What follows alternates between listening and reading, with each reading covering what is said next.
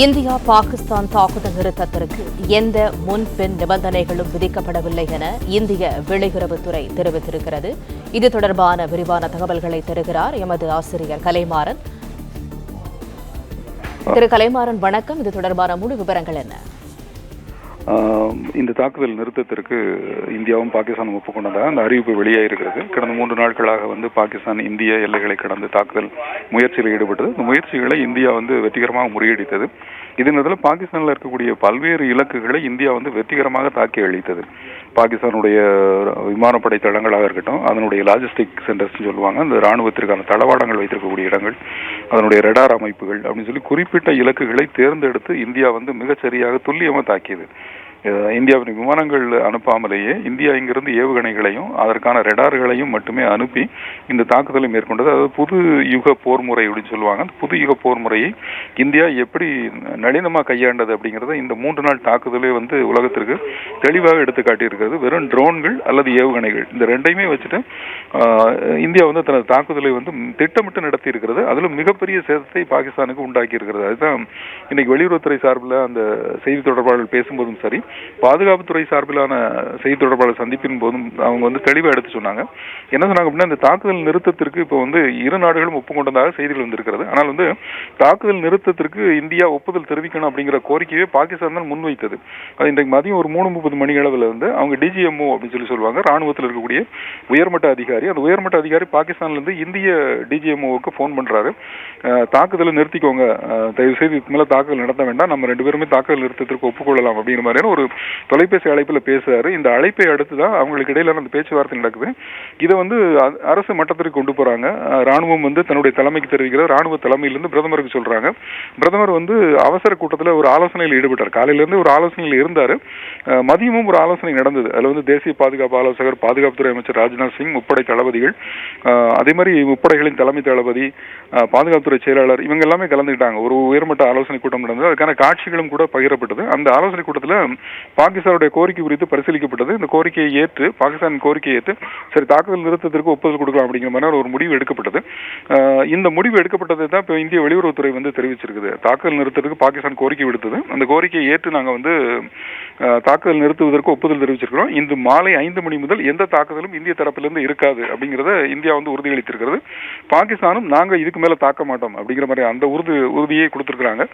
India Pakistan தாக்குதல் நிறுத்தத்திற்கு எந்த முன்பின் நிபந்தனைகளும் விதிக்கப்படலை அப்படிங்கிறத இந்திய வெளியுறவுத்துறை தெரிவித்திருக்கிறது. அதாவது தாக்குதல் நிறுத்துறதுக்காக இதை செய்யுங்க அதை செய்யுங்க பாகிஸ்தான் எந்த கோரிக்கையும் வைக்கல. அவங்களுடைய ஒரே கோரிக்கை இந்தியா இனிமே எங்க மேல தாக்குதல் நடத்த வேண்டாம் அப்படிங்கிற கோரிக்கையை வைத்தாங்க. பலத்த சேதம் அங்கே ஏற்பட்டிருக்கிறது அப்படிங்கிறத ஏற்கனவே பாதுகாப்புத்துறை சார்பிலான அந்த செய்தி தொடர்பாளர் சந்திப்பிலேயே அவங்க சொன்னாங்க. அந்த மாதிரி இந்த பலத்த சேதத்தை சந்தித்த நிலையில தான் பாகிஸ்தான் தெரிவித்திருக்கிறது. தாக்குதல் நிறுத்தம் அமலுக்கு அடுத்த நொடியிலேயே அது தன்னுடைய வான்பரப்பை திறப்பதாக அறிவித்திருக்கிறது. இந்தியா வான்பரப்பை அங்கங்க மூடி இருக்கிறது. அதாவது கிட்டத்தட்ட ஒரு 28 விமான நிலையங்களை மே 15ஆம் தேதி வரைக்கும் மூடப்படும் சொல்லிட்டு ஏற்கனவே அறிவித்திருந்தாங்க. தாக்குதல் நிறுத்தம் அமலுக்கு வந்த நிலையிலும் இந்தியா படிப்படியா அடுத்த கட்ட நடவடிக்கைகளை எடுப்பதற்கான அந்த நிலையில இருக்குது. ஆனா பாகிஸ்தான் அதனுடைய கோரிக்கையை முன்வைத்து உடனடியாக தாக்குதலை நிறுத்துங்க அப்படிங்கிற அந்த கோரிக்கை வைத்தனால இந்தியா தாக்குதலை நிறுத்திவிட்டது அப்படிங்கிறத உறுதியாக அறிவிக்கிறதுக்கு முன்னாடி அவங்க வான்வெளியை திறந்திருக்கிறாங்க. அந்த ஒரு அவசரத்துல தான் பாகிஸ்தான் இருந்திருக்கிறது. ஏன்னா அவ்வளவு பெரிய சேதமும் அவ்வளவு பெரிய நஷ்டமும் பாகிஸ்தானுக்கு ஏற்பட்டிருக்கிறது அப்படிங்கிறது தான் இந்த நடவடிக்கைகள் காட்டுகிறது. இதே நேரத்தில் இந்தியா பாகிஸ்தான் இந்த தாக்குதல் நிறுத்தத்திற்கு எந்த முன்பின் நிபந்தனைகளும் விதிக்கப்படலை அப்படிங்கிறத இந்திய வெளியுறவுத்துறை தெளிவுபடுத்தியிருக்கிறது. எந்த டிமாண்டின் பேர்லையும் நாங்கள் இதை ஏற்கல, அவங்களுடைய கோரிக்கையை மட்டுமே ஏற்றுக்கிட்டோம், பரவாயில்லை அப்படிங்கிறதுக்காக தாக்குதலை நிறுத்தியிருக்கோம். தாக்குதலை நிறுத்த வேண்டும்ங்கிற அந்த கோரிக்கை பாகிஸ்தான் தரப்பில் இருந்துதான் வந்தது அப்படிங்கிறத இந்திய வெளியுறவுத்துறை தெளிவுபடுத்தியிருக்கிறது. இதே நேரத்தில் சிந்து நதிநீர் ஒப்பந்தத்தை நிறுத்தி வைப்பதாக ஏற்கனவே பிரதமர் அறிவித்திருந்தார். அந்த அறிவிப்பில் எந்த மாற்றமும் இல்லை. அந்த சிந்து நதிநீர் ஒப்பந்தம் நிறுத்தி வைப்பு தொடரும் அப்படிங்கிறதையும் வெளியுறவுத்துறை திட்டவட்டமாக தெரிவித்திருக்கிறது. இதே நேரத்தில் இந்திய அரசின் சார்பில் ஒரு அறிவிப்பு இருந்தது. அதாவது இந்தியா மீதான இனி எந்த பயங்கரவாத தாக்குதல் நடைபெற்றாலும் அந்த பயங்கரவாத தாக்குதல்ங்கிறது இந்தியா மீதான போராகவே கருதப்படும். ஒரு பயங்கரவாத தாக்குதலாக எடுத்துக்க மாட்டோம். அதுக்கு என்ன அர்த்தம் அப்படின்னா, பயங்கரவாத தாக்குதல் இதுக்கு முன்னாடிலாம் நடந்தது அப்படின்னா அது சம்பந்தமாக காவல்துறை விசாரிக்கும். எந்த இடத்துல பயங்கரவாத தாக்குதல் நடக்குதோ அந்த இடத்துல காவல்துறை விசாரிக்கும், ஒரு வழக்கு பதிவு பண்ணுவாங்க. அது நீதிமன்றத்திற்கு வழக்காக போகும். நீதிமன்ற நடவடிக்கை இந்திய சட்டத்திற்கு உட்பட்ட ஒரு நடவடிக்கைகளாக அது இருக்கும்.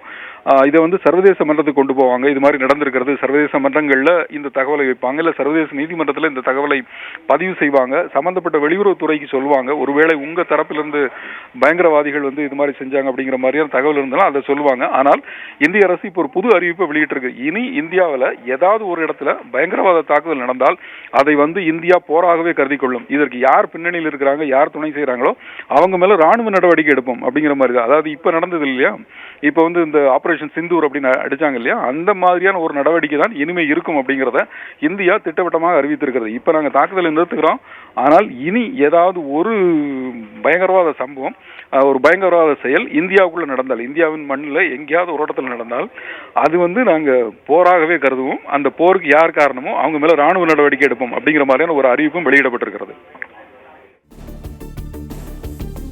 விரிவான தகவல்களுக்கு நன்றி கலைமாறன்.